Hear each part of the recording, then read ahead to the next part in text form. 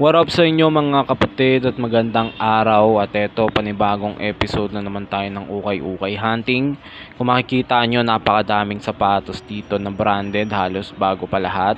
So nandito nga pala ako sa may bagong Ukay-Ukay sa may Tukong Mangga SJTM Bulacan. Hindi naman to totaling bago mga kapatid, no. Ano lang siya, para lang siyang nirenovate tas siguro nagpalit ng may-ari. Tapos ayan, kung makikita nyo, nakahiwalay syempre yung mga selected items dyan. Unang hugot natin ng shorts, Eviso agad yung lumabas. So dito mga tol, lahat ng makikita ko dito, lahat ng ipapakita ko sa inyo is off legit. So hindi ko masasabi kung legit o off kasi mahirap na sa panahon ngayon mag husga ng mga items. Ayan. So ito lang yung mga ilan sa mga nakita kong branded. Meron silang mga extra large. Ang price range nila dito mga utol sa t-shirt is 280 pesos pataas. Ayan, may mga stussy pa dyan na hindi ko alam kung legit talaga. Kayo na lang bahalang humusga kasi hindi pa ako nakahawak ng stussy na piece. Pero legit man o hindi, solid naman, pwedeng ipang forma. Yun nga lang, dito kayo magkakatalo sa presyo kasi yung iba ditong t-shirt nila 580 pesos, minsan nga umabot pa ng 1,000. Pero ganito talaga sa mga gantong klase ng ukayan. Yan, makikita nyo solid yung mga stussy nila dyan.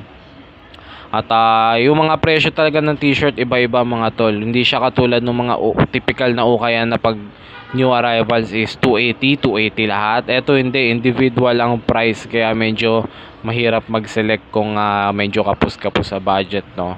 And may mga luxury brands din tayong nahanap. At karamihan talaga dito mga tol, wala akong masabi, puro branded ang mga lumalabas. So madaming pagpipilian. At marami din silang sapatos dito. Mamaya ipapakita ko sa inyo ibang sapatos. Pero ito, ang lupit na itong Eviso na nahanap natin, no. Tapos syempre may Dickies din. Ito maliit to mga tol, 280 pesos to. Pang babae siya.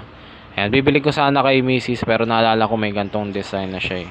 So ayan mga tol, dito tayo punta sa may shoes na section. Ito yung mga sapatos nila. Hindi ko alam kung HQR yan o legit. Hindi ko kasi hinawakan kasi hindi ako ganun kahilig sa sapatos. Pero napansin ko tong Dickies nila na t-shirt, 280 pesos to mga tol.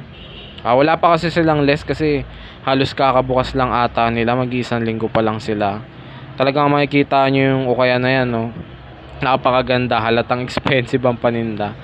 Namamalengke lang talaga kami niyan ng asawa ko pero na ano yung attention namin dito at maraming tao kanina kaya pumasok kami. Tas ayan, no. Adidas, ito solid na ito mga tol, itong Adidas na jersey na to. At yung mga t-shirt nila halos branded talaga lahat, kaya matutuwa talaga kung may budget ka dito, mga 2,000 pataas. Talagang sold ka dito. Pero kung halimbawa selector ka na bebenta online, kung puhunan mo, ayan, may malabo mo na siyang may flip kasi matataas nga. So ayan mga tol, lumabas na ako. Binalikan ko lang yung sandals na laging tinitignan ni Mrs. kasi ayaw niyang bilhin, kaya ako na yung bumili. Hindi ko na siya kasama dyan, kaya nasa bahay na siya, kaya binili ko na. Then may sinilit pa akong ukayan dito, doon lang din sa may tapat ng SM San Jose.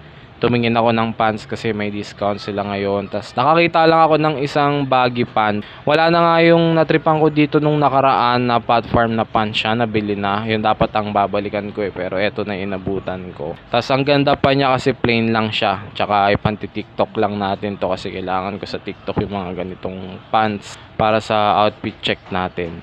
So yun lang mga tol, yan lang yung nahook ko dyan sa ukay-ukay na yan. 200 pesos ko ata nahook yan sa pagkakaalala ko.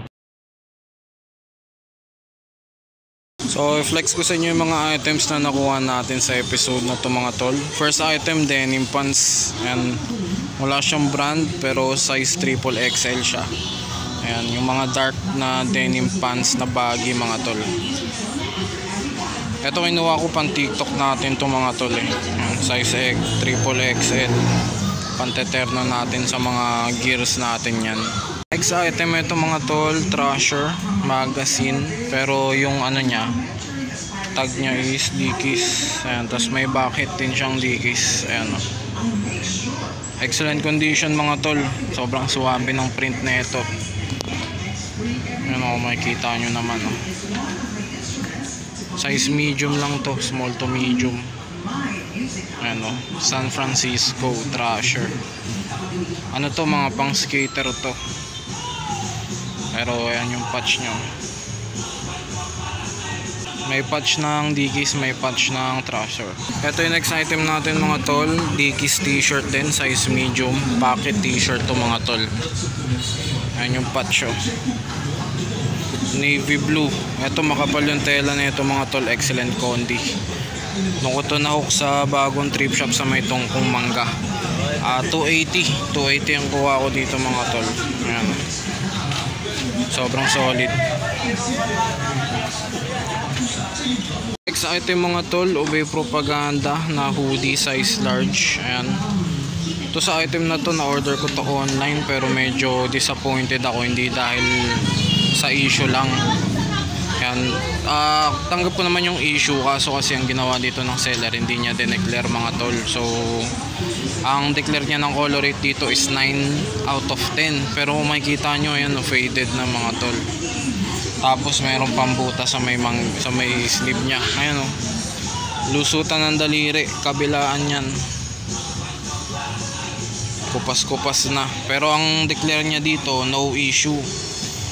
9 out of 10 ang condition. Pero makikita nyo naman, kupas-kupas. Tsaka may butas pa. Ayan o. Ayan bakit niya. Okay sana eh. Kahit may issue sana, bibiling ko to. Kaso hindi niya dineclare. Ang declare niya excellent condition, pero makikita nyo naman mga tol, nakuha ko ata to ng 270, mga nasa 200, 300. Tapos ito yung inabutan natin. PSG lang naman to sana mga tol, pero syempre iba pa rin pag dineclare. Kaya ayun, pero goods na rin, wala na tayong magagawa. Ayan, sa thrift house ko to nakuha mga tol. So ayan, last item natin. So ayan mga tol, yung mga items na na-loot natin sa episode na to. Ayan, ginawa ko lang na short review sa mga items. So meron tayong baggy pants, mga Dickies t-shirt dito, tapos itong hoodie natin na Obey na medyo sablay ang seller. Pero ayan, yan lang mga items natin mga tol. So kita-kits na lang sa next episode mga tol. Marami pa akong ilalabas na mga nakatagong vlog natin. Pero sa ngayon, eto na muna. Syempre, huwag nyo kalimutan mag-like, mag-subscribe, at share nyo na rin to sa mga tropa nyo mahilig mag-ukay-ukay. At hanggang dito na lang mga tol. Peace out.